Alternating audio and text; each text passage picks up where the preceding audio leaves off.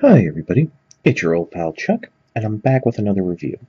Today, I am proud to bring to you, this is Transformers Beast Hunters, or Prime Beast Hunters, however you look at it, Cyberverse Commander Ultra Magnus.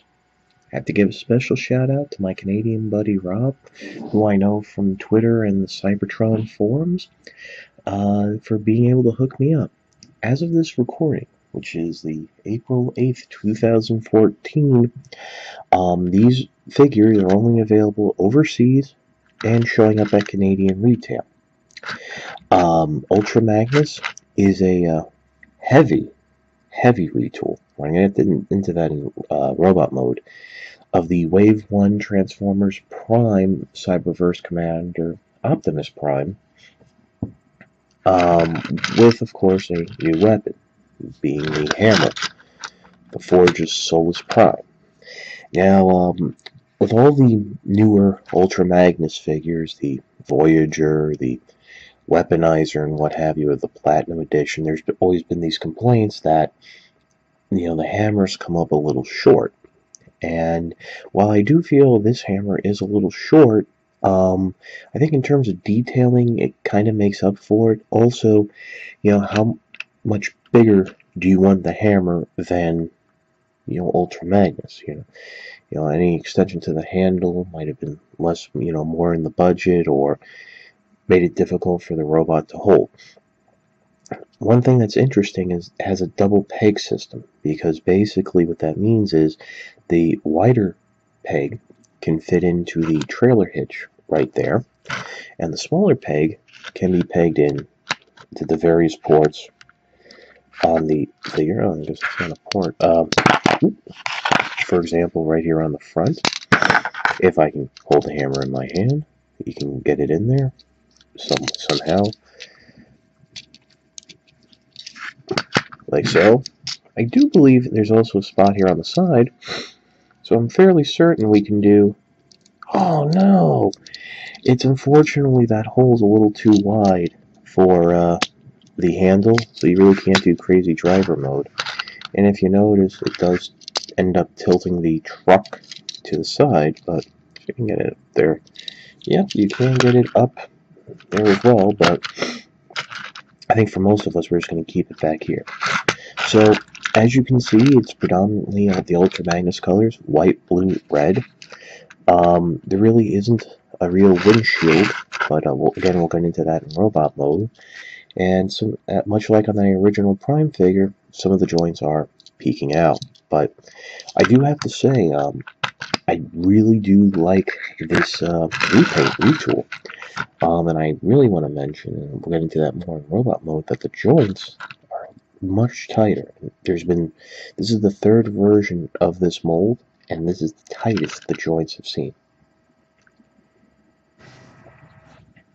Okay, now transformation is exactly the same as the original Cyberverse Prime, which I think is incredible when you see how much retooling there is. First, what you can do, and I just do this to make my life easier grabbing the figure, go ahead and flip the smokestacks back behind. If I'm not mistaken, this is like the first Ultra Magnus that has smokestacks. I don't know about the Platinum Weaponizer, but I know the Voyager didn't have them. Next, what you want to do is come in the front here and detach what'll be the arms and bring them down like so.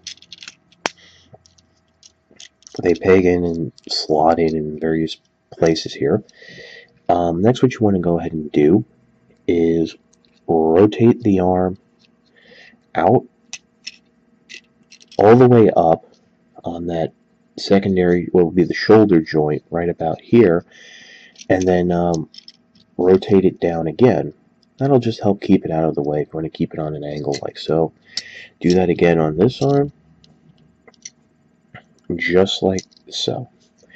Next, we're going to do the legs. And if you remember, the legs have this very unique double hinged Cybertron Red Alert type of deal, where basically you're just going to pull the front and back halves forward, swinging out the chest, And then before you peg them together, you want to go ahead and separate them. On the back here, one slots into another, and then in the front, they just peg together. And there you go. So then just go ahead, bring them together just like that, and then come in here, and the front hood and grill will flip down, and you'll have the feet.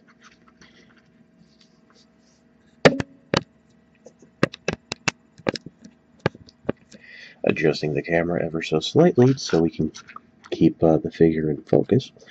Well, not focus, but in view. Go ahead up here, and you want to come in and just separate the top, the windscreen or whatever, I forget what they call it.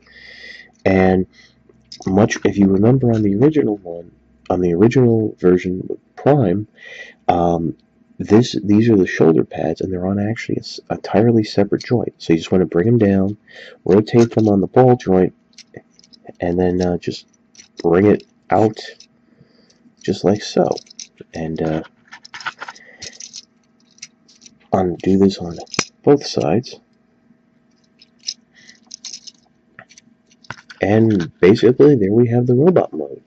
To finish it off, you're going to come in the back here, rotate, flip the head forward, and rotate it around. So, here's Ultra Magnus in his robot mode. Now, a few things I want to go over real quick. Number one, yes, he does have a new head sculpt. But what's great about it is, and I might be mistaken, the head can rotate. I don't remember if Prime was able to do that. You know, I think he was.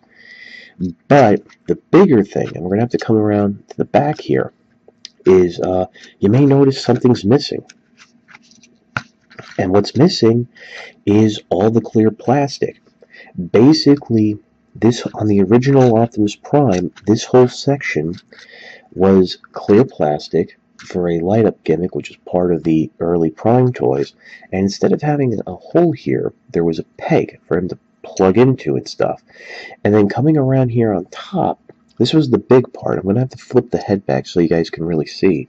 But all of these joints, namely the arm and shoulder joints, were clear plastic. And I remember on the first version, which was the Wave 1 Commander Optimus Prime, I had some flaking in moving the arms. This is now all solid plastic, so the joints are much tighter, they're safer, it's not going to fall apart.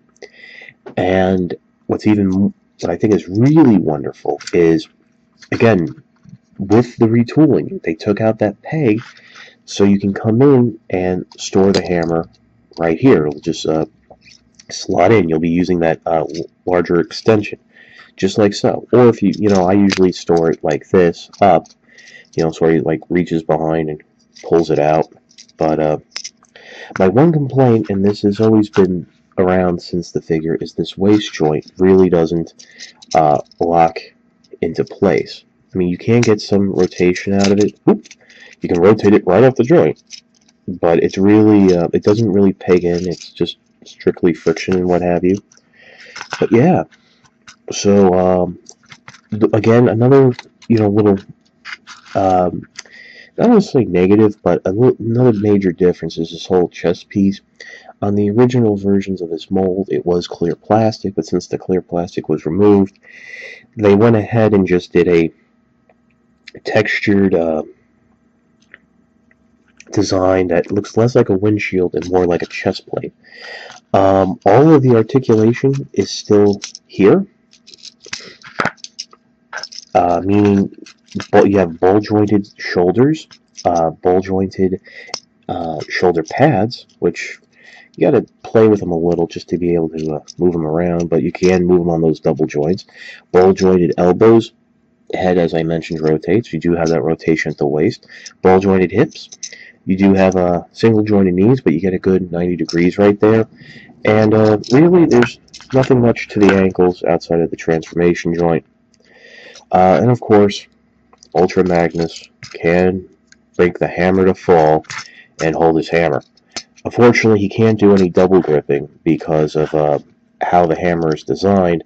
It is a little thicker on this upper part of the shaft, so to force it down to try and grab it, you might end up stressing the plastic in the hand. Geez, I can almost hear Freddie Mercury saying, "Oh no," right about now. It's an inside joke to some earlier reviews, if you can remember. Well, yeah, so let's pause and give you my final thoughts. When first revealed this at last year's BotCon, many people were dismissive of this version of Ultra Magnus, figuring that the Cyberverse line is really more of a kid's line, and there's really no point to the figure, just a reuse of the mold. I have to disagree. I think this is probably the best use of that Commander mold thus far, with the removing of the clear plastic and the heavy retooling that the figure has undergone. Like I said, as of this recording, this figure is only showing up in Canada and overseas.